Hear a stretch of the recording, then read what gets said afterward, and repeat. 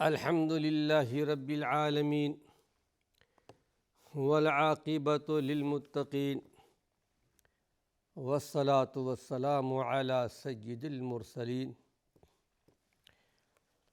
ناظرین کرام، السلام علیکم ورحمۃ اللہ وبرکاتہ۔ ایمانی صفات کا عنوان لے کر آپ کی خدمت میں حاضر ہوں۔ ایمانی صفات کے تعلق سے ایک نئے عنوان کے ساتھ کہ حسن عمل کی توفیق ہو جائے تو یہ زندگی بھی اللہ کی طرف سے عظیم نعمت ہے، اگر اچھے اعمال کی توفیق ہو۔ لیکن اگر زندگی میں اچھے اعمال نہ ہوں تو یہ سمجھ لیجئے کہ یہ زندگی اس کے لیے بہت بدتر زندگی ہے۔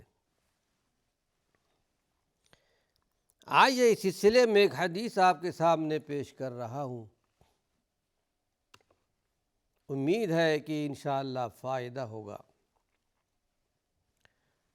عبداللہ بن شداد رضی اللہ عنہ اللہ کے پیارے پیغمبر کے بڑے مقدس ساتھی تھے۔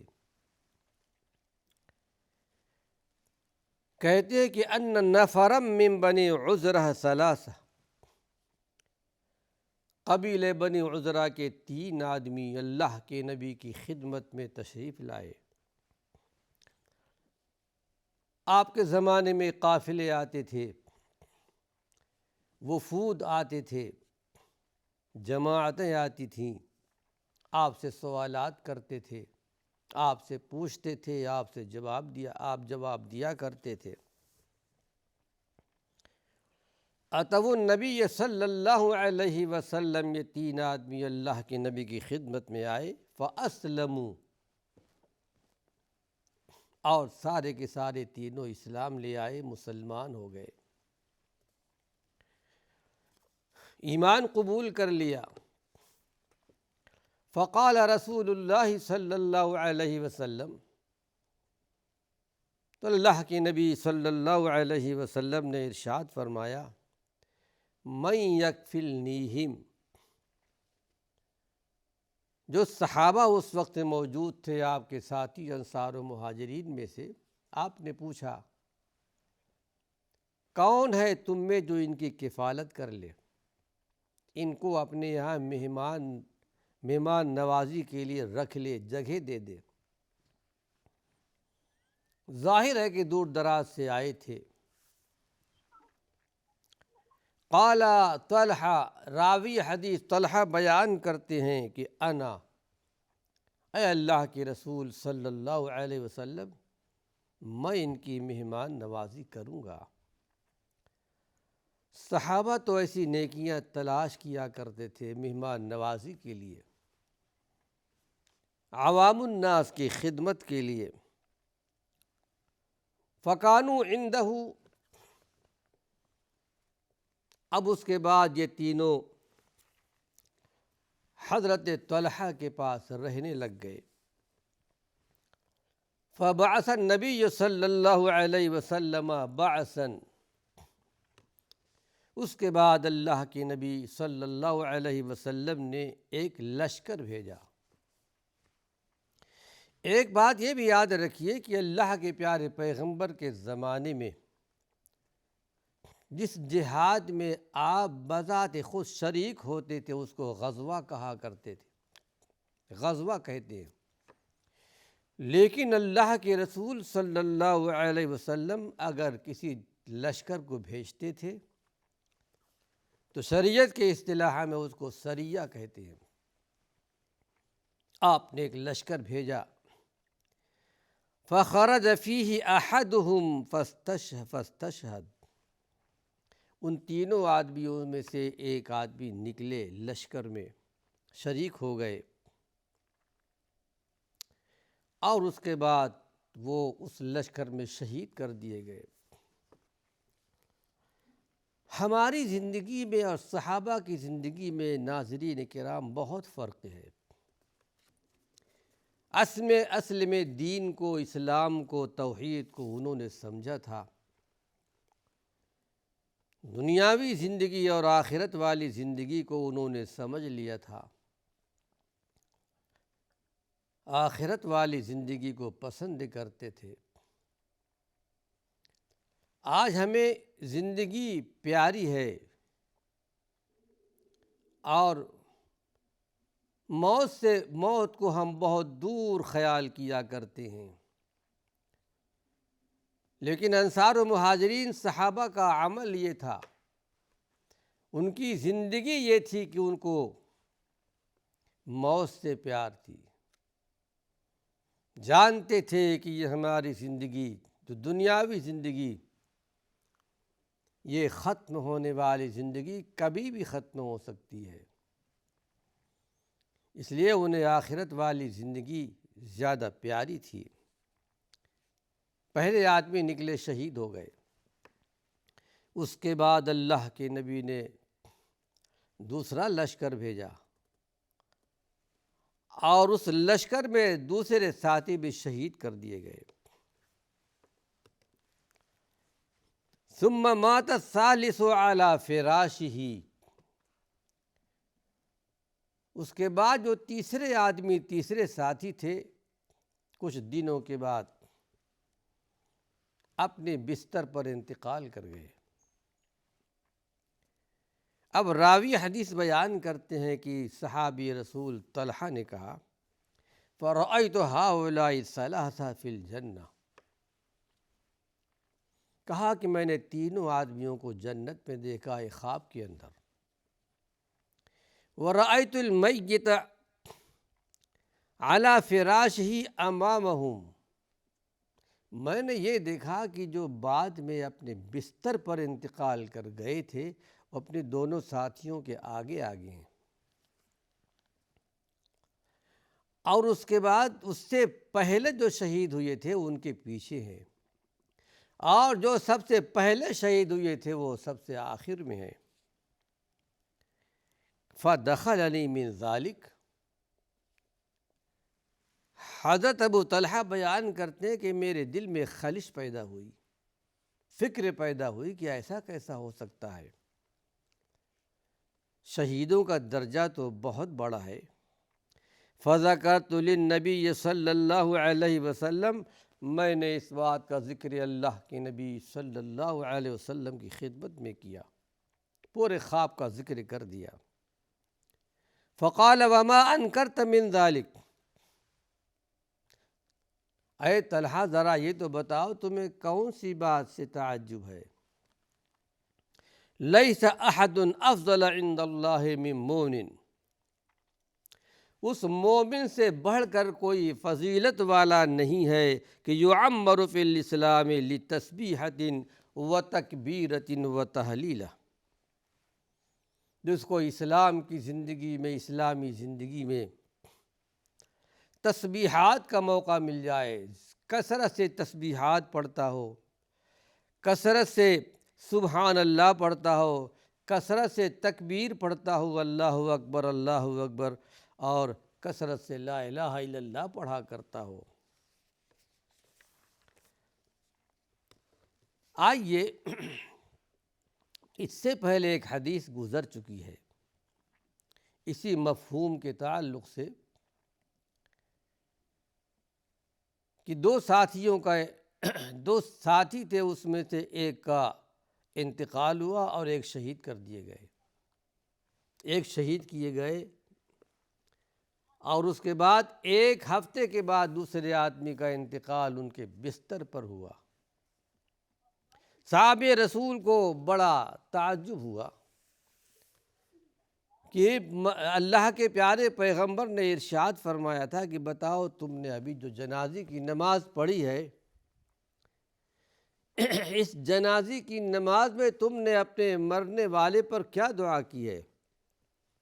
کیا اللہ کے رسول صلی اللہ علیہ وسلم ہم نے یہ دعا کی ہے کہ اللہ ابھی جن کا انتقال ہوا ہے، ان کے پہلے ساتھی جو شہید کر دیے گئے، ان کے درجے کو انہیں پہنچا دے، اور جنت میں جو اونچا مقام اللہ نے تو نے شہید کو دیا ہے وہی درجہ ان کو عطا فرما۔ تو اللہ کے پیارے پیغمبر نے ارشاد فرمایا کہ ایسا نہیں ہے، کیا تم نہیں جانتے کہ ایک ہفتے کے بعد ان کا انتقال ہوا ہے، ایک ہفتے کے اندر انہوں نے نمازیں پڑھی ہیں، روزے رکھے ہیں، تسبیحات کی ہیں، اللہ کی بڑائی بیان کی ہے، روزے رکھے ہیں اور نمازیں پڑھی ہیں، یہ نیکیاں کہا جائیں گی۔ تو اللہ کے پیارے پیغمبر نے ارشاد فرمایا کہ دونوں کے درجے میں زمین اور آسمان کا فرق ہے۔ ناظرین کرام، اس سے پتہ چلتا ہے کہ یقیناً شہادت کا درجہ بہت بڑا درجہ ہے، لیکن اس کے علاوہ جو عبادات ہیں، نمازیں ہیں، روزے ہیں، ذکر اللہ ہے، حقیقت میں ایمانی ترقیوں کے لیے یہ بہت بڑا ذریعہ ہے۔ بہت سے اللہ کے بندے ایسے جو صرف جذباتی باتوں میں شہادت کی باتیں کیا کرتے ہیں، تمناؤں میں اپنا وقت گزار دیتے ہیں۔ یقیناً جہاد کی نیت ہونی چاہیے، لیکن جو موقع اللہ رب العالمین نے ان کو دیا ہے عبادات کا، اپنے اوقات کے ساتھ پابندی کے ساتھ نمازیں پڑھنا، روزے رکھنا، نیکیاں کرنا، ان تمام چیزوں کا وقت ان کو ملتا ہے، لیکن یہ اپنے زندگی کو اللہ کی عبادت میں نہیں لگاتے، بلکہ کمتر سمجھتے ہوئے اپنے اوقات کو یعنی اپنی وقتوں کو وہ ضائع کر دیا کرتے ہیں۔ اللہ سے دعا ہے پروردگار عالم ہمیں اس حقیقت کو سمجھنے کی توفیق نصیب فرمائے۔ اس حدیث سے ہمیں یہ پتہ چلتا ہے کہ اللہ کے پیارے پیغمبر نے یہاں اس حدیث میں جو بات بیان فرمائی کہ ایک آدمی کا انتقال، کہ جس کا انتقال بستر پر ہوا ہے، شہید ہونے والوں کے بعد انتقال ہوا ہے، تو آپ نے ارشاد فرمایا کیسا ہو سکتا ہے؟ اس مومن کی بڑی فضیلت ہے، بڑا درجہ ہے، بڑا مقام ہے، جس کی عمر اسلام میں گزرتی ہو، دینی زندگی میں گزرتی ہو، صرف دنیا ہی کو اپنا مرکز نہ سمجھے کہ بس یہیں دنیا میں مجھے رہنا ہے، میری زندگی چلانی ہے، کھانا پینا چلتا رہے گا، عیش و آرام کی زندگی ہوگی، اچھا گھر ہوگا، اچھا مکان ہوگا، ٹھیک ہے، ہونا چاہیے، لیکن آخرت سے بے فکر ہو کر کے نہیں،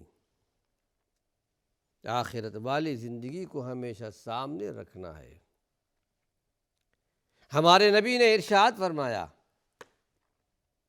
الکیس من دان نفسہ، دنیا کا سب سے بڑا ہوشیار، دنیا کا سب سے بڑا چالاک کون آدمی ہے؟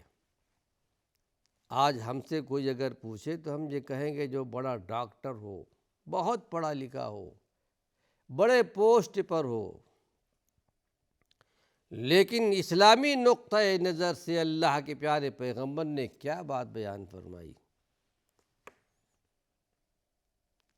آپ نے ارشاد فرمایا الکیس من دان نفسہ، دنیا کا سب سے بڑا ہوشیار چالاک وہ آدمی ہے جو اپنی زندگی کو دین کے تابع کر دے، جو اللہ نے کہہ دیا ہے اس کو ماننا ہے، جو نبی نے کہہ دیا ہے اس کو ماننا ہے،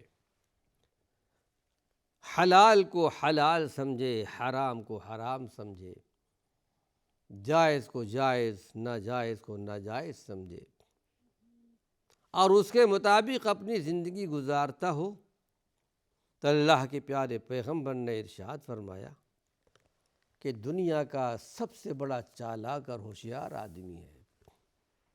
پھر آپ نے ارشاد فرمایا کہ وہ آدمی بعد والی زندگی کے لیے عمل بھی کیا کرتا ہو۔ بعد والی زندگی سے مراد آخرت کی سفر، ہر ایک کے لیے پیش آنا ہے ناظرین کرام، اس سے کسی کو مفر نہیں، چھٹکارا نہیں ہے۔ آخرت والی زندگی کے لیے عمل بھی کیا کرتا ہے، اسلامی زندگی گزارتا ہے۔ والعاجز، پھر آپ ارشاد فرمائیں کہ عاجز کون ہے؟ دنیا کا سب سے بڑا بے وقوف کون ہے؟ من اتبع نفسہ، جو اپنے زندگی کو خواہشات نفسانی کے مطابق گزارتا ہے، جو دل چاہتا ہے کرتا ہے، جو من چاہتا ہے کرتا ہے، من چاہی زندگی گزارتا ہے، رب چاہی زندگی نہیں گزارتا۔ من اتبع نفسہ ہواہا وتمنی علی اللہ، اور اللہ رب العالمین پر بڑی نیک امیدیں رکھا کرتا ہے۔ اللہ سے نیک امید ہونی چاہیے، یقیناً ہونی چاہیے، لیکن عمل کے ساتھ ساتھ اللہ کے نیک بندوں کی صفت یہ ہے کہ وہ ایمانی اور اسلامی زندگی گزارتے ہوئے اللہ رب العالمین کی رحمتوں کی امید رکھتے ہیں۔ لیکن ہم اگر یہ کہہ دیں ناظرین کرام، آخرت کی زندگی تو آخرت میں دیکھی جائے گی، اللہ ہمارے لیے جنت کا فیصلہ کر دے یا جہنم کا فیصلہ کر دے، ہم سب کے لیے راضی ہیں۔ لیکن اللہ والو ذرا سوچو تو صحیح،